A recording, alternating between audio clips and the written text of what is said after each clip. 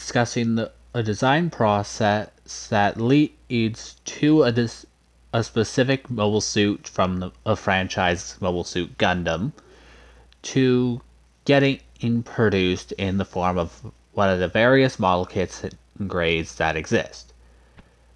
High grade, real grade, master grade, perfect grade, and no grade. While there are some that fall outside of those core categories, those are what we'll primarily be discussing. While high grade and real grade are both always,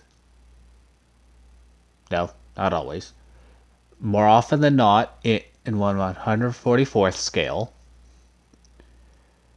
while not being as small as certain kits get, some do get smaller and others do get considerably larger. Next up is master grade, 1/100th scale, being the most popular grade out of all of them. It's a little more complex, but still decent enough with some kits that a beginner could still have it as their first build. Although I personally highly advise against it. Perfect grade, 1/60th scale, and more often than not, some of the best builds, so long as you're going with some of the newer ones. Because older ones have various flaws that are considerably damaging. More often than not, more often than not, with one exception, a perfect grade falls under 1/60th scale. As close as you'll get to to a great build right out of the box with no stickers, minimal stickers if any. Those we'll be discussing last. Now there is two categories that don't really fall under any specific scale or price point. First up is SD, or Super Deformed. They are small, easy to build kits that have the lowest budget, sometimes costing $5 at the most. In some cases, newer ones have been getting more expensive though, costing more than some high-grade kits. And then last, and debatably least, is the no grade, which have no regulation for their scale, build quality, level of detail, gimmicks, etc. They have no definitive standards for their design. So they're going to be the most difficult to explain. Now, while there are some newer grades coming out in the future, or some older grades that have been discontinued, the core 4 are always consistent when you look at their approximate year. High grade being the easiest to explain. More often than not, it's a decent design with sometimes a sticker sheet as big as your hand, because they have to omit specific details to keep the kit within a certain budget. More often than not, the stickers are just there to correct some colors.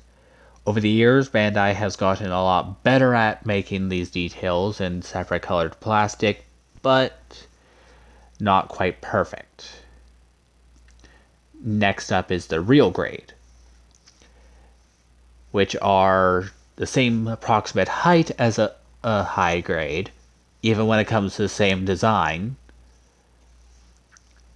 have a full inner frame built into them, and are decked out with the majority of the gimmicks that I'll be explaining it in Master Grade, requiring sometimes no stickers, not even for the eyes. They're the easiest for me personally, but have the smallest parts out of every other grade, even coming complete with small 144th scale pilot figurines to stand beside the unit, which are tiny, absolutely minuscule. Next up is the Master Grade. They come with all the features that you would expect to see in a design like the RX-78-2 having an opening cockpit and the escape jet fighter unit being mounted inside the torso, being a full build in more cases than others. While they can be varying in quality over the years, more recently they've become much higher in quality. While not being the most complex builds, debatably that goes to real grades and perfect grades, they're still not really recommended for a beginner. Some have very small parts that are easy to break and would potentially scare off some builders. Next up is the perfect grade, as close to being, as the name suggests, as perfect as possible for the technology of the time.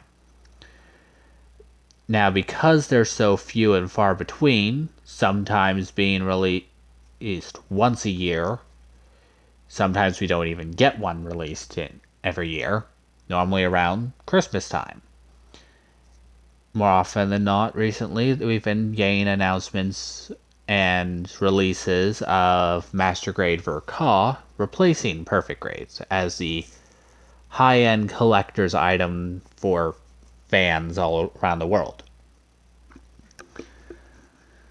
SD kits are... SD stands for super deformed.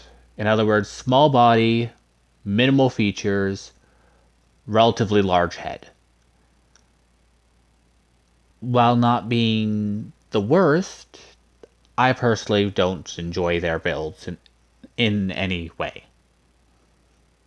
Oversimplified, minimal joints, so less than fun for me. Now for the least fun grade to explain. The no grade. As that name suggests, they don't really fall under a specific category. A no grade is what is not marked under a specific grade, but are still distinct enough from master grades not to be mixed in with them.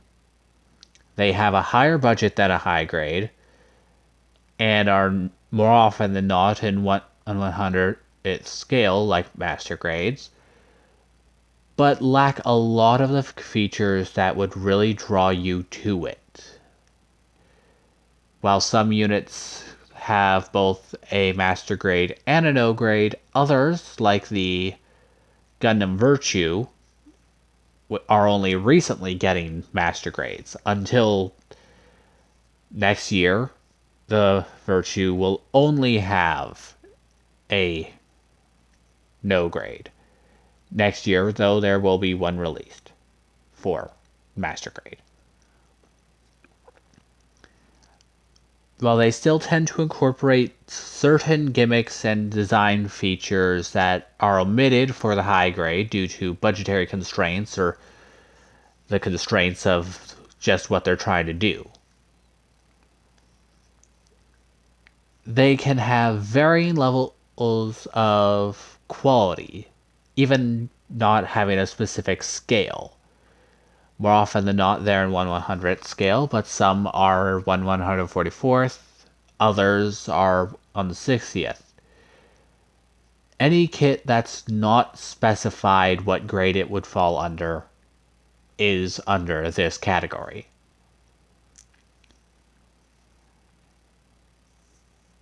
Now, when it comes to picking a specific design, you don't really have anything limiting besides the complexity and approximate it popularity. With the RX 78 2 being super popular, it has a wide variety of kits in various scales and budgets, even going as high as 1/48th scale as a no grade. Although subcategory you have no grade under mega size, it's literally just a blown up version of the high grade. Feels like it too. Mega size kits are irrelevant to this talk.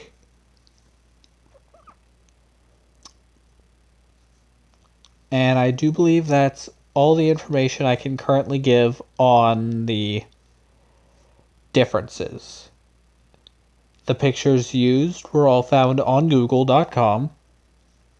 Most of them, if not all of them, are pictures borrowed from Bandai themselves. At the end of the video, I'll give labeled demonstrations of my own personal kits that I've built with varying levels of effort. If I am editing it all correctly, you should be seeing them now as I speak. Have a good day, and give me an A.